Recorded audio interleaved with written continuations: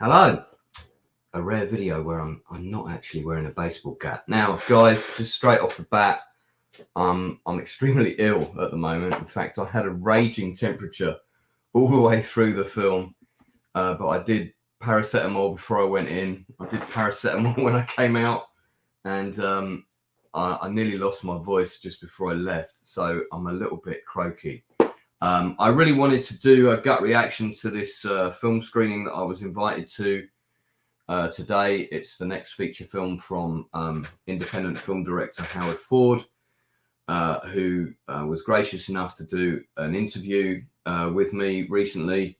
It was earlier this year, in fact, and if you go to industry interviews number 26, I think you'll find it on the channel. And actually, if I could ask Keith, one of my moderators who's in the chat right now, mate, if you're able to get that link for me and put it in the chat, that would be great. So if people want to see a longer interview with the director of this film, then you can go to that link. Now, I'm completely forthright and transparent about my reviews. If I review something, I'll say exactly what I like and don't like about it.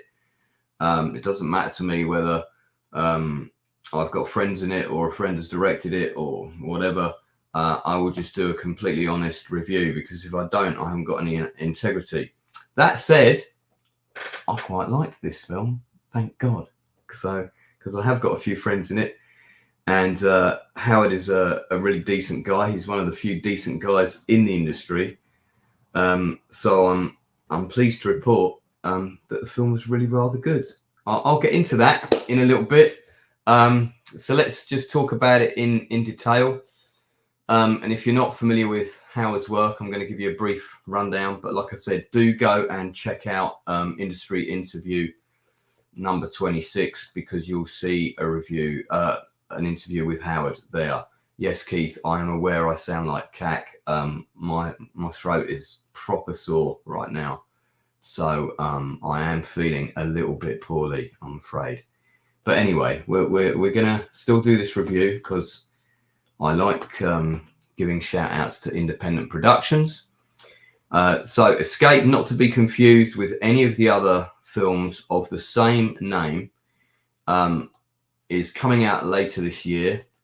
I do believe that it will be on Netflix. I do believe also, there's an error on IMDb there. It's not letting me enlarge that poster. Let's try this one. And if not, I've got okay, we'll go with that for the moment. It's got more of the cast on it anyway. Thanks. So it's being distributed by Saban distribution through Paramount in America. So let's bring my mic over here. That'd be a better idea, wouldn't it? So I'm very pleased that the film has got wider distribution already, deservedly so. Bit of background about Howard J. Ford. He first came to my attention when he was over at the Cannes Film Festival the same time as me. He was promoting a film he had just shot for Peanuts, which largely featured a cast of his own children, which was called The Adventure Boys. And they were having industry screenings of the movie there. Word was going around that it was a nice little independent film. I have subsequently seen it. It's kind of a sort of, how would I describe it? I guess it's like a sort of cross between Enid Blyton and the Goonies. I'm not sure that quite does it justice. But after that, he did a couple more films. He did a movie with Angela Dixon, who's an actress that I've worked with, who in fact is on the cover of my first novel. So, and I'm very familiar with Angela Dixon's work. There she is on the cover of my first novel, Diamonds in the Sky. So Angela did a movie with Howard called Never Let Go. Now, Never Let Go was shot for absolutely peanuts money. It was shot in a foreign country. and it felt big. And I thought this director's got some proper balls, man. He had a nothing budget, and he's tried to shoot Taken with because I mean, Howard does use some other crew members, but he is very much a one-man army. He shoots, he's the DOP, he handles the camera, he edits. Of course, he has a sound guy, and he does have other crew around him, slightly bigger crew than previously now. But you know, the guy is a one-man army. That's not a fiction to say that, and all the more reason why I give him credit for what he achieves. So then we had The Ledge, which has also got a couple of actors in it I know, including David Wayman, who was there today. And that did very well on Netflix and was the #1 spot. That brings us on to Escape. So basic plot of Escape is 3 girls that are on holiday. 2 of them are friends. The third is on her own, are traveling to the island of Future Ventura. There's a group of traffickers on the island who have to deliver 10 similar looking girls to a client within a certain time frame. 3 of those 10 similar looking girls are the 3 girls that we have on the poster, who I would say are essentially the 3 female leads in the film. There are a lot of actresses in this film. We do get the other girls represented, and some of those actors were actually very good, and I'm going to give 1 or 2 of them a special shout out in a second. Let's just talk about the rest of the film first. So it's essentially it's a very violent thriller drama that's extremely well paced. The opening 5 minutes really blew me away. One of the things I really liked about it was it knew exactly what type of film it was from the get-go. The opening of the titles and the pacing of the titles and the way that the titles were framed really complemented the movie. You were straight off the bat being told, you know, you're in for a bit of a ride, and we're straight in with a very violent scene. We're kind of in a kind of 24 hours earlier situation. So you kind of get a short vignette of something that's already happened in the movie, which takes you straight to what this film's about. It doesn't pull any punches. As I said, it's very violent. I'm going to try not to get into too many spoilers because I don't like to do that on gut reactions. I'll do that in a more in-depth review at another time. But it really, I really loved the opening 5 minutes. I was actually really gripped and pleasantly surprised because I wasn't really sure from the poster whether I was going to enjoy this movie. You know, you've got 3 girls kind of running scantily clad, and that's, by the way, that's the original poster. That's not the one they're using for final distribution. Excuse my voice. I do sound terrible because I feel terrible. But you know, so I wasn't sure what I was going to get with this movie, I'll be honest, and I did wonder if it was going to be for me. But you know, at the end of the day, I really like well-written, tightly shot, fast-paced dramas, and that's exactly what I got. There were a couple of things in the film that I felt let it down a little bit, and I'll get to those as well. But overall, in case you haven't got time to listen into the whole thing, I thought the film was a really solid piece of work. It's a credit to Howard's CV, Howard J. Ford's CV. It's exceeded the standard of his previous films. So if you enjoyed his previous work, you're going to get stuff in a similar ballpark. But this film feels bigger. It feels more epic. It's got scenes back in the UK, and there's a lot more characters. Howard normally confines himself to storylines that have a very small cast. The cast here felt a lot larger, even though essentially you've got 6 or 7 principals. The cast here felt a lot larger. So during the course of the escape, quite a number of horrible things happen to horrible people. And there's a number of brutal and violent scenes. So how much you'll enjoy this movie really partially depends on how much you kind of like that sort of thing. I'm going to try and enlarge this poster again. Oh, it's worked this time. There we go. I think that's the main poster, guys, that you're going to be seeing from this point on. So this film really would have, it technically I couldn't fault it. It's really well shot. Howard's got a particularly fluid and frenetic style that's just 1 foot away at times from being almost cinema verte, but he doesn't quite go that far. He just keeps it the right side of measured, and this creates a very frenetic, really professional, slick, technical style. And I've noticed his style it's very similar in all of his films, but he's got more and more ambitious with the way he edits and the way he tells the story. And if you watch his films, you'll really see that the way he edits a story brings a lot to different shots. It brings a lot to different scenes.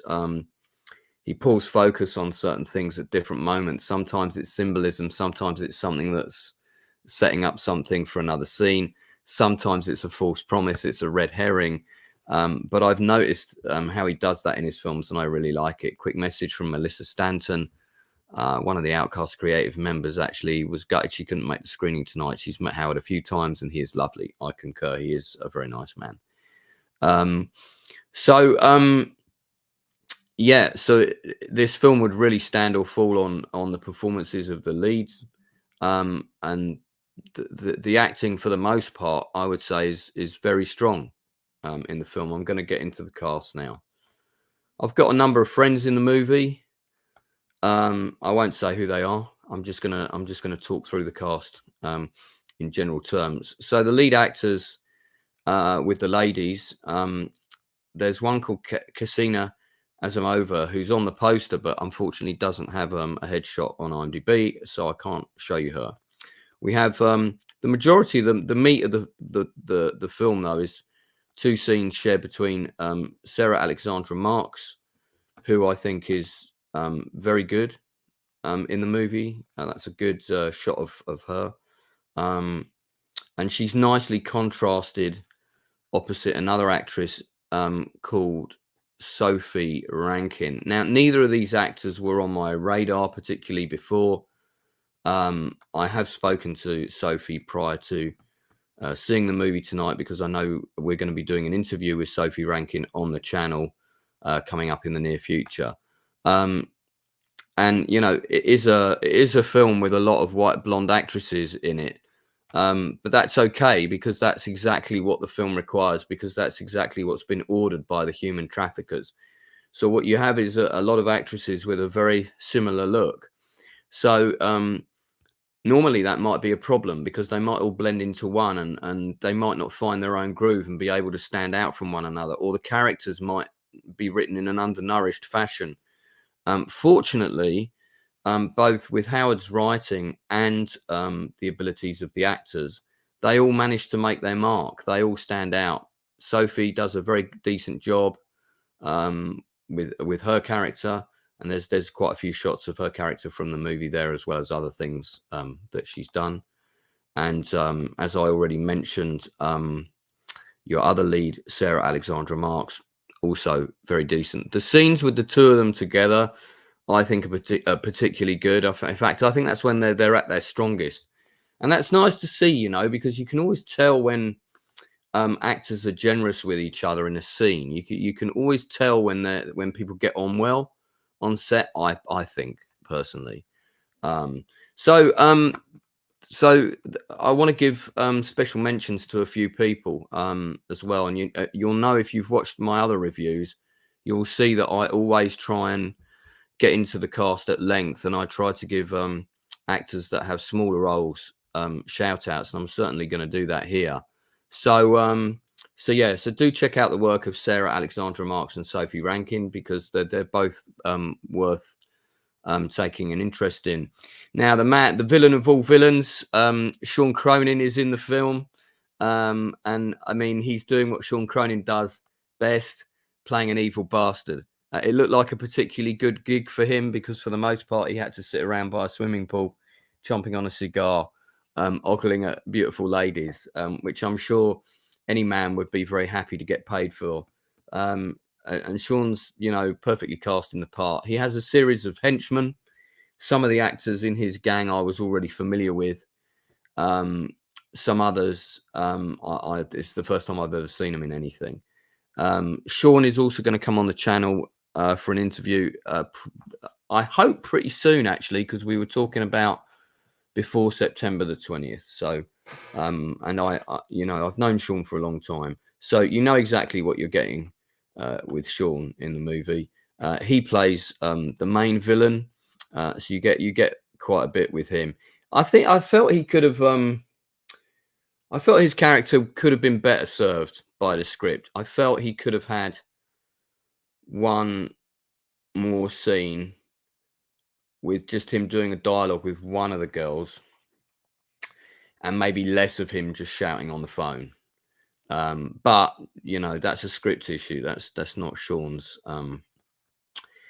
Lewis James, who plays, I guess you'd call him the bait in the movie, and I won't say any more than that. He's not an actor that I was familiar with up until this point. I've actually just flagged him up to a couple of casting directors. I've done that for a couple of people tonight already. I think he's very good. He was really good in all of his scenes. He knew not to overact. He really kept it all behind the eyes, which is a key thing that a lot of people just seem to miss. And he kept it very small, just right. His performance, I thought he was really good. Yeah, good actor. Watch out for him. He's got 59 credits on IMDb already. So how he's not on my radar already, I don't know. But a lot of short films. I think he's one to watch out for personally. Good actor. So keep an eye on him as well. Anyone in the industry who's watching. Just a couple of other people that I want to mention. Russell Shaw's in the movie. So you've got two strands in the movie. You've got what's going on the island, and then there's this kind of professional team that's put together by the mother of one of the kidnapped girls. The mother of one of the other kidnapped girls is Angela Dixon, always a solid actor, never done a bad performance in her life. Russell Howard is part of the team that turns up, as is Laura Savage, as is Alex Reese. These are all actors I know and whose work I'm familiar with. Alex Reese, of course, is in the Paratrooper pilot. If anybody's followed my work, they'll know that. In fact, there's a still from Alex from the Paratrooper pilot. Alex is a really great actor. He's only got a small role in this, but he really stood out, and it's quite interesting. He doesn't have to do much on screen. I always tell him that. He's a presence in any film. So these are actors whose work I'm familiar with. Russell Shaw didn't get to do very much in the movie, which is a bit of a shame in my opinion. I felt that team was a bit overpopulated. I felt you could have stripped it down to 4 or 5 actors: Russell Shaw, Alex, Laura Savage, one of the other ladies whose name I forget, and the American guy, or the guy doing the American accent. It felt like there was 10 or 12 people there, but I think we could have just had 5 or 6 and then just given them a really nice flow of dialogue. That was a bit of an issue for me, but I'll come back to that. I just want to focus on the performances for the minute. So there's a number of other girls who are kind of in the film who are in the who are kind of caged up and they're prisoners. There was a couple that really stood out for me. One of them was Hannah Baxter Eve. Funnily enough, I spoke to a couple of other people in the industry about this lady right after the performance, and we all kind of agreed in unison that when she was on screen, you wanted to know what she was doing. That's always a good sign of an actor. It's always, if someone's got the natural ability to command the screen like that, that's always a really good sign of just, how talented they could be in a meaty role. So I've already flagged her up to a couple of casting directors. Ella Starbuck, great on-screen presence. Didn't really get to do a lot. Didn't have a lot of dialogue. Be nice to see what she could do with a bit more.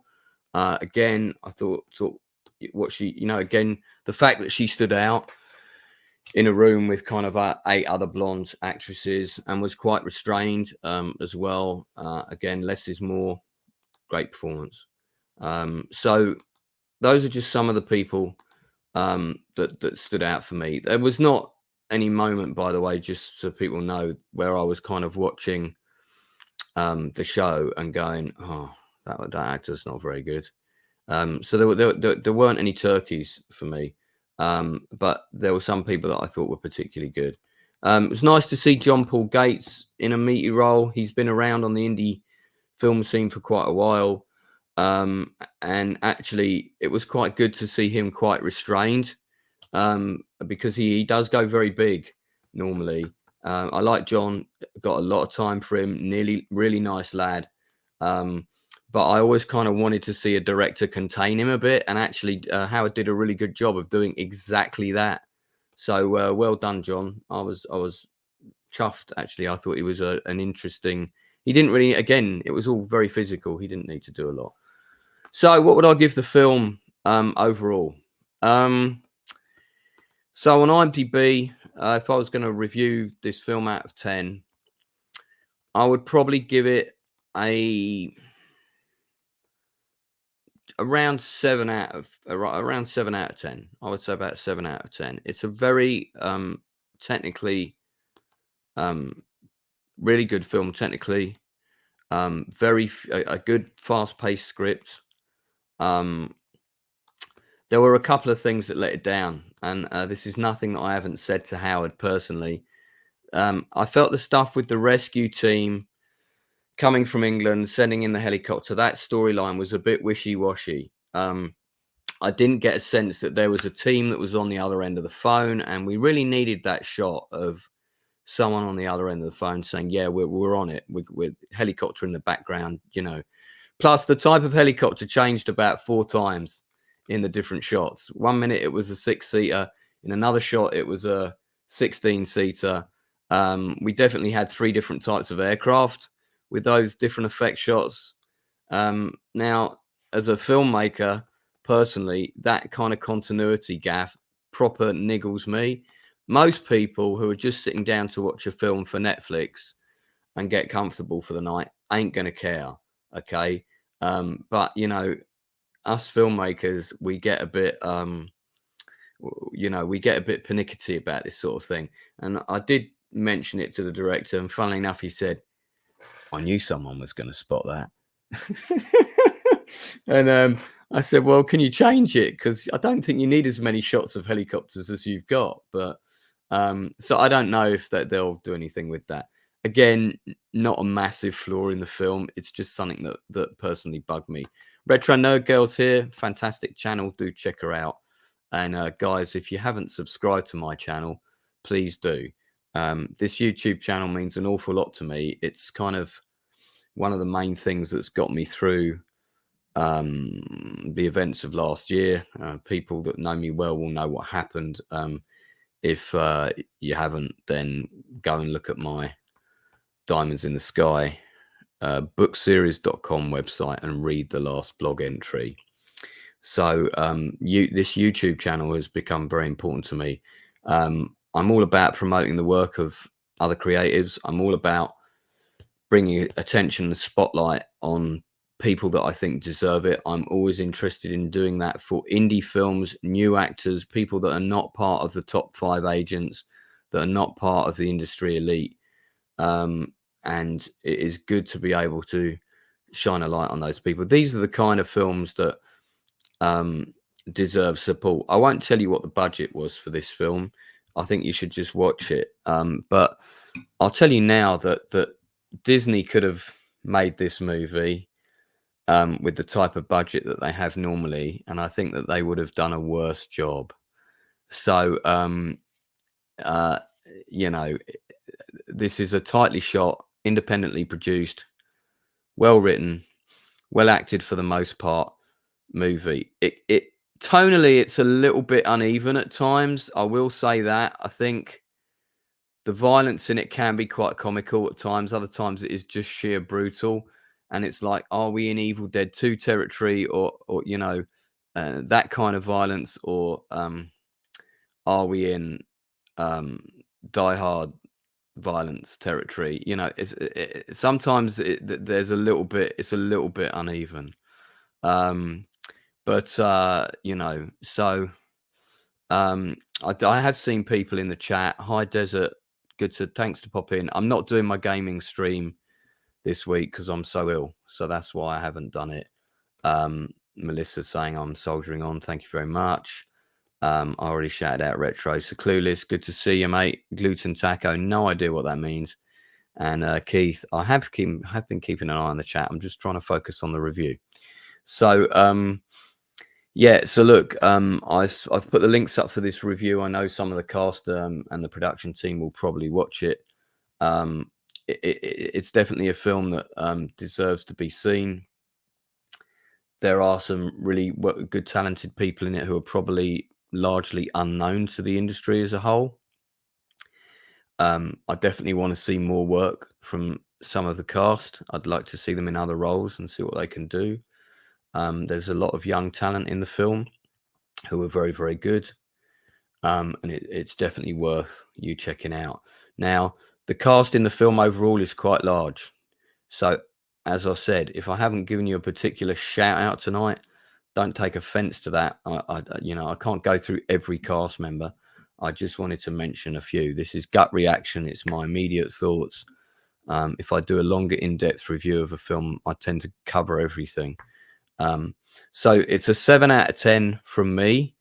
I guess it would be about a 3.5 out of 5 if I was rating it out of 5. 3.5, not quite 4 out of 5, but 3.5, 3.8, but 7 out of 10.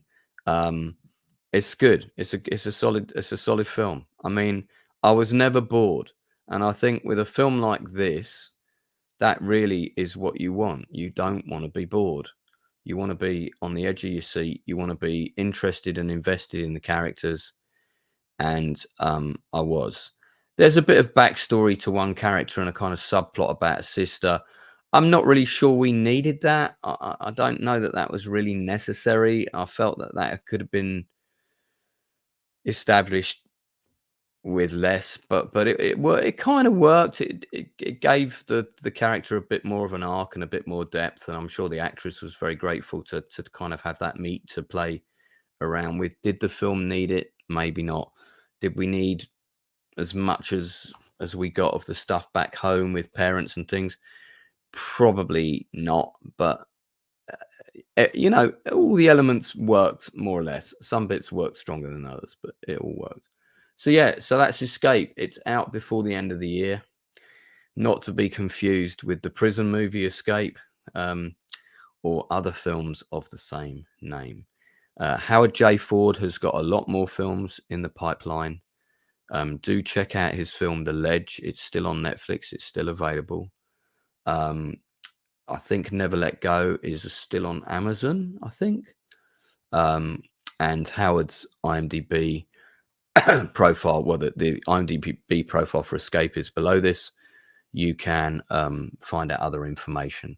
Now, guys, like I said, if you're new and you're watching this, particularly if you're one of the people that's involved in the production and you're just popping in to see what I said about the film, I need you to subscribe.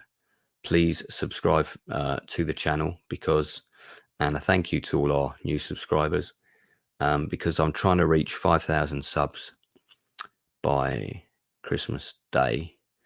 And the bigger the channel grows, the more I will be able to support people in this fashion. I have got some fantastic guests coming on in the next couple of weeks. So for those people who don't know him, I've got character actor Tim Thomason coming on the channel on September the 12th. Some of you may know him from the film Uncommon Valor with Gene Hackman. This is Tim Thomason on the right, which was the first Vietnam rescue movie. Tim's got about 250 credits on IMDb. The stream is already up. You can go and check out the information on Tim. That's at 9 o'clock on the 12th of September, where hopefully my voice will be considerably less croaky. And then right after that, I have another interview on the Wednesday with actress Danny Mosley, who just did one of the lead female roles in the BBC comedy series Dreaming Whilst Black. She's coming on the following night at 9 o'clock. On Saturday, I've got top 5 science fiction films from 1970 until 1990. I'm doing that again with Wayne Byrne, who's the film biographer that some of you will know. There's a couple of other guests coming on that, so that's going to be on Saturday night. I think that will probably be the next stream that I'll do, because I don't think my voice is going to be up to doing anything else. So thank you for those people that have tuned in. Really do appreciate you checking it out. Do look out for the this film when it comes out. Do follow the work of Howard Ford. Check out the work of the actors, Sarah Alexandra Marks, Sophie Rankin, Sean Cronin, Angela Dixon, Tiffany Hanam Daniels. I think I forgot to mention her. She was also very good. Also the other people that I mentioned who had smaller roles. I predict big things from a couple of them.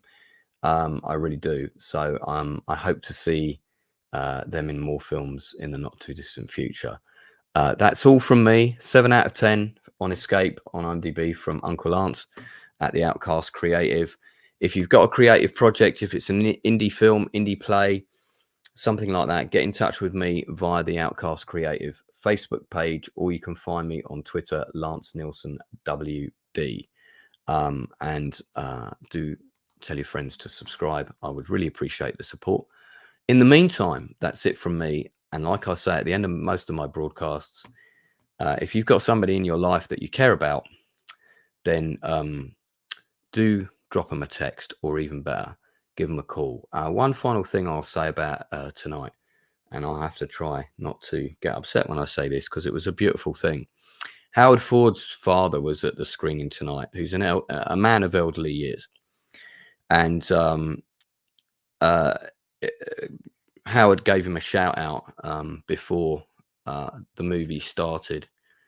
And I can't tell you how happy it made me to be in that screen, to witness that moment between father and son at a film premiere, because my father never lived to see any of my film premieres, and the one that he could have made, he wasn't able to come.